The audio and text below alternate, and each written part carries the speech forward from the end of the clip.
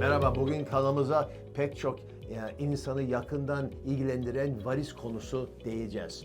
Kalp ve damar cerrahi Halit Yerebakın ile varis nedir? Tedavisi mümkün müdür? Neler yapamayız? Hepsini konuşacağız. Çünkü yanımda bu tam bir uzman var.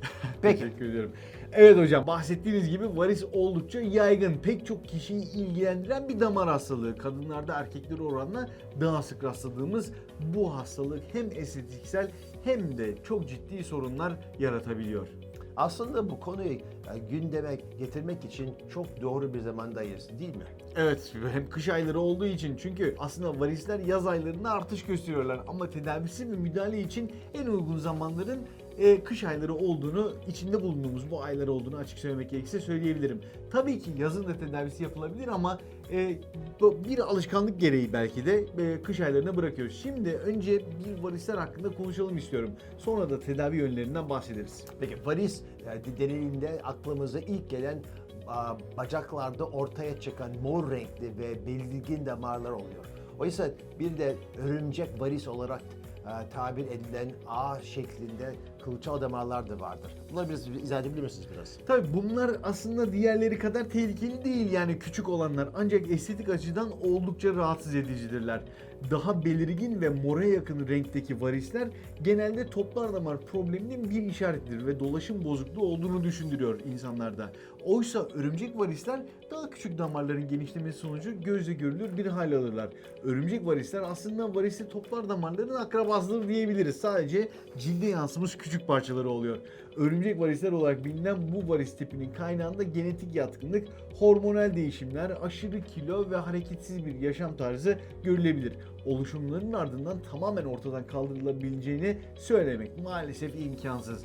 Ancak hayat tarzı değişiklikleriyle nispeten önlemeye doğru bir şeyler yapabiliyoruz. Yani artmasını engelleyebiliyoruz. Çünkü varis ilerleyici bir hastalık bir taraftan. Gelelim ilk yapılacak görevimiz. Kilo verin. Fazla kilolar birçok hastalık gibi varis ve örümcek varisindeki şikayet ve ilerleten şeylerden arasında yer alır. Ayaklarınıza taşıttığınız fazla kiloların her biri basıncın artmasına ve kan dolaşımının zorlanmasına sebep oluyor. Zayıflayarak, yani hocamın tavsiye ettiği gibi o ilk başta söylediği kilo vererek bu basıncı azaltmalısınız. Çünkü hem karnınız büyüyecek, karnınız özellikle bacaklarınızdan gelen toplar damarlara bası oluşturacağı için kilo ikinci bir etkiyle de aynı zamanda bu varislere sebep olacak. Ve kilodan başka bir de hareket etmeleri gerekiyor. Mutlaka, çünkü bacaklarımızda kas pompalarımız var. Biz eğer hareket edersek toplar damarlar adeta bir kalp etkisiyle, yani oradaki kasların kalp etkisiyle kalbe kanın geri dönmesini sağlayacak. Ama uzun süre oturmak kan dolaşımınızı olumsuz etkileyecek. Uzun süreli ayakta durmak da aynı şeyi sağlayacaktır. Bir de çok basit bir tedavi var. Bacaklarınızı yüksek tutun.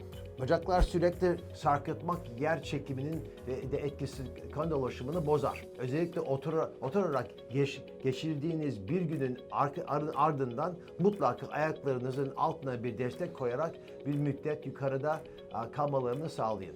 Evet, böyle ayaklarını yukarıya Aynen. doğru kaldıranları Evet. biliyoruz değil mi? Hakikaten de rahatlatıcı bir egzersiz. Doğru ayakkabı tercih etmek de bir sonraki ipucumuz aslında. Çünkü yüksek topuklu ayakkabılar bacaklardaki kasların sürekli kasılı kalmasını sağlayacak ve kan dolaşımını olumsuz etkileyecektir. Dolayısıyla dar giyinmek, yüksek topuklu ayakkabılar kullanmak sadece özel günlerde belki tercih etmeniz lazım.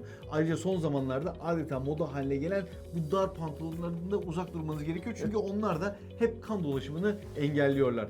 Evet, günlük hayatımıza alabileceğimiz bazı önlemleri konuştuk. Şimdi birazcık da tıbbi müdahaleler hakkında konuşalım mı? Konuşalım. Zaten en başta sen varsın bu işte. Yeni cihazları icat ediyorsunuz. Biraz zaten çünkü eskisi gibi değil. Yani bıçakları sağdan sola kesmeye bazen gerekmiyor. Evet, eskiden açık ameliyatlar yapılıyordu ve varisli damar adeta biraz brutal dediğimiz, yani insan bedenine daha da zarar veren bir cerrahiyle tedavi ediliyordu. Ama günümüzde öncelikle varisi tedavi edeceğimiz zaman ikiye ayırıyoruz. Bir kozmetik tedaviler var, bir de aslında ameliyat tedavileri var. Ameliyatlar artık kapalı. Yani lazer yapabilirsiniz, radyo frekans yapabilirsiniz. Bir de artık yapıştırıcılar kullanıyoruz.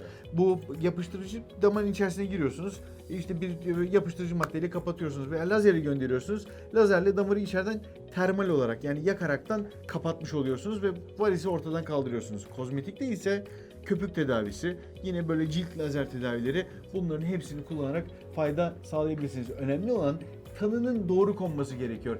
Yani toplar damarlarınızla ilgili bir hastalık varsa Doppler sonografi çektirerek bu tanıyı doğru koymanız lazım ki tedavisi de doğru planlansın.